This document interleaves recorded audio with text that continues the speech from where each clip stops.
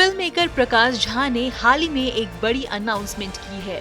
प्रकाश झा ने प्रधानमंत्री पीवी नरसिम्हा राव पर सीरीज बनाने का फैसला किया है। इस सीरीज का नाम होगा हाफ लाइन। इस फिल्म को बनाने के लिए फिल्म मेकर प्रकाश झा आहा स्टूडियो और एप्लॉस एंटरटेनमेंट के साथ आए हैं। इस सीरीज को कई भाषाओं में रिलीज किया जाएगा। ये सीरीज 2023 में हिंदी, तेलुगु और तमिल भाषा में रिलीज होगी। हमारे डेप्यूटी एडिटर मयूरेश ने वेब सीरीज को लेकर एक्सक्लूसिव बातचीत की है, देखिए जरा। नरसिम्हा राव के ऊपर एक बायोपिक बनाया जा रहा है। हम अगर देखें नरसिम्हा राव जी को तो एक मल्टी फैक्शन उनका पूरा ये लाइफ रहा है कि जो लिंग्विस्टिक मतलब लैंग्वेजेस में भी वो माहिर थे। उनका इंटरनेशनल पॉलिटिक्स पे भी एक दबदबा रह चुका है और जिसे हम कहते हैं कि इकोनॉमिक लिबरेशन जो भारत ने पहली बार देखा वो भी उन्होंने शुरू किया। तो मेरा सीधा सवाल आपसे यही है कि जब आपके पास ये प्रोजेक्ट आया तो आपके जहन में पहली क्या चीज आई थी कि आप क्या पहला ऐसा पन्ना आप लोगों को दिखाना चाहेंगे? पन्ने ही पन्ने भरे पड़े हैं। 1991 से 96 तक का भारत का इतिहास जो है वो एक मोमेंटस इतिहास है, बहुत ही महत्वपूर्ण इतिहास है। ये एक ऐसे व्यक्ति ने जो लगभग राजनीति छोड़ करके रिटायर कर रहा था, उस व्यक्ति के हाथ में एक मौका लगता है और वो व्यक्ति सबसे मजबूत व्यक्ति निकलता है। ऐसे ऐसे निर्णय लेता है और ऐसे ऐसे प्रिंसिपल्स को, ऐसे ऐसे सिस्टम को बैक करता है जिससे कि हमारे देश का सामाजिक इतिहास बदल जाता है। हमारी अर्थव्यवस्था कहाँ से कहाँ चली जाती है। हम बहुत ही कठिन समय से गुजर रहे थे, पूरा विश्व बहुत कठिन समय से गुजर रहा था और ऐसे समय पर वो आकर के देश को बहुत ऊंचाइयों पर ले जाता है। और जो कुछ भी उन 5 वर्षों में हुआ, आज हम उसी की रोटी खा रहे हैं। अगर कुछ 5 सालों की अगर हम बात करें तो वो इवेंटफुल ऐसा एक हम कहे दौर था जहाँ पे हमने देखा कि बाबरी जैसा एक हादसा हुआ, वहां पे मुंबई में ब्लास्ट हुए।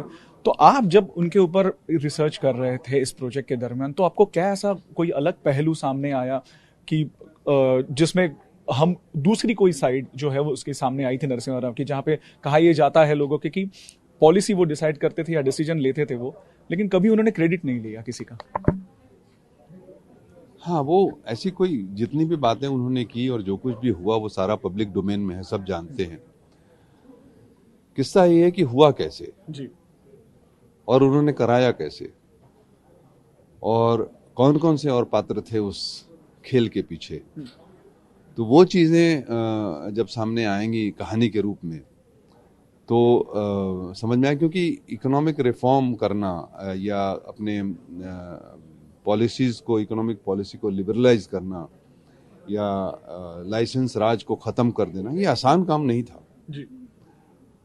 हुआ कैसे और वो ड्रामा क्या था उसके पीछे और उसके परिणाम क्या हुए, इनको एक कहानी में बना के बताना बहुत इंटरेस्टिंग चीज होगी, जिससे कि लोग सारा कंटेक्स्ट समझ पाएंगे और एक इंटरेस्टिंग कहानी भी बनेगी। अगर हम बात करें नरसिम्हा राव जी की तो वो सिर्फ इकोनॉमिक रिफॉर्म्स के ऊपर वो नहीं रुके। उन्होंने एक नॉर्थ ईस्ट के साथ, नॉर्थ ईस्ट कंट्रीज जितनी है उनके साथ भारत का एक अच्छा रिश्ता बनाया। अगर हम बात करें तो जो भारत कहीं ना कहीं यूएस के दबाव से हम क्या इजराइल को एक रिकॉग्निशन नहीं दे रहा था, यूएन में हमेशा इजराइल के खिलाफ वोट कर रहा था, उसी भारत ने नरसिम्हा राव के जी के लीडरशिप में इजराइल को एक रिकॉग्निशन दिया। इन सभी चीजों को कैसे आप सामने लाओगे लोगों की, क्योंकि ये बहुत बड़ा चैलेंज है, क्योंकि आपके पास भी एपिसोड्स की है या हम कहें सीजन्स की लिमिटेशन होगी, आपके पास भी समय लिमिटेड होगा, तो इन सारी चीजों को आप कैसे सामने लाओगे? नहीं, सारी चीजें कोई मेरी बनाई हुई नहीं है, ये इतिहास में है, ये पब्लिक डोमेन में है और ये चीजें जब हुई तो ये समझ पाना कि इजराइल को कॉन्सुलर हमारे रिलेशनशिप थे, पहली बार रिकॉग्नाइज करके वहां एम्बेसी बनी जी। और कैसे बनी, क्यों बनी और क्या हालात थे और उससे बनने के क्या परिणाम हुए, ये कहानी पूरी करेंगे। तो इसी तरह से आपने जो कहा south east countries looking east जी की पॉलिसी बिल्कुल जो पॉलिसी थी वो नरसिम्हा राव ने शुरू की कि सिर्फ अमेरिका नहीं, हम साउथ कोरिया को भी देखें। सिंगापुर के प्राइम मिनिस्टर से उनकी स्पेशल दोस्ती थी। सिंगापुर भी बहुत सपोर्ट करता था भारत को उस समय में। तो इन चीज़ों को जानना, इन चीज़ों को समझना और इसके पीछे कि किस तरह से, मतलब क्योंकि एक आदमी को घर में भी बहुत सारा अपोजिशन था, उसकी अपनी पार्टी में भी बहुत सारा अपोजिशन था, बिल्कुल आइडियोलॉजिकली बहुत अलग जा रहे थे। वो सोशलिस्ट विचारधारा की Indian national Congress market oriented हो रही थी।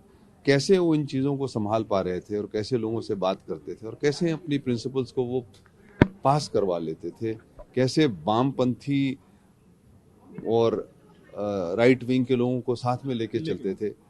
ये सारी चीजें हैं, वो कहानियों में निकल के आएंगी। इस वेब सीरीज को लेके एक्साइटमेंट तो बहुत है लोगों के बारे में, क्योंकि नरसिम्हा राव जो है उनके बारे में लोग और जानना चाहते हैं, क्योंकि उनके बारे में बहुत कम लिखा गया है। हालांकि उन्होंने बहुत लिखा है, बुक्स उन्होंने अलग अलग तकरीबन 9 से 10 भाषाओं में उन्होंने बुक्स लिखी है, वो 16 लैंग्वेजेस वो खुद जानते थे। तो मेरा सवाल आपसे यही है कि इसके कैरेक्टर्स कौन रहेंगे, ये क्या आपने डिसाइड किया, और दूसरा कितने समय में आप एक्सपेक्ट कर रहे हैं कि ये पूरी जो वेब सीरीज है वो लोगों के सामने आ जाएगी? लिखने का काम अभी शुरू हो रहा है और कास्टिंग वगैरह और बाकी सारी चीजें, टाइमलाइन वगैरह वो डिसाइड आने वाले महीनों में डिसाइड होंगी। तो ये थे प्रकाश झा जी जो हमसे बात कर रहे थे और बता रहे थे कि नरसिम्हा राव को लेके जो एक वेब सीरीज बनाई जा रही है वो किस प्रकार से होगी और क्या क्या उसके अलग पहलू होंगे। कैमरा जतीन के साथ मयूरेश मंडते, TV9 भारतवर्ष के लिए मुंबई से।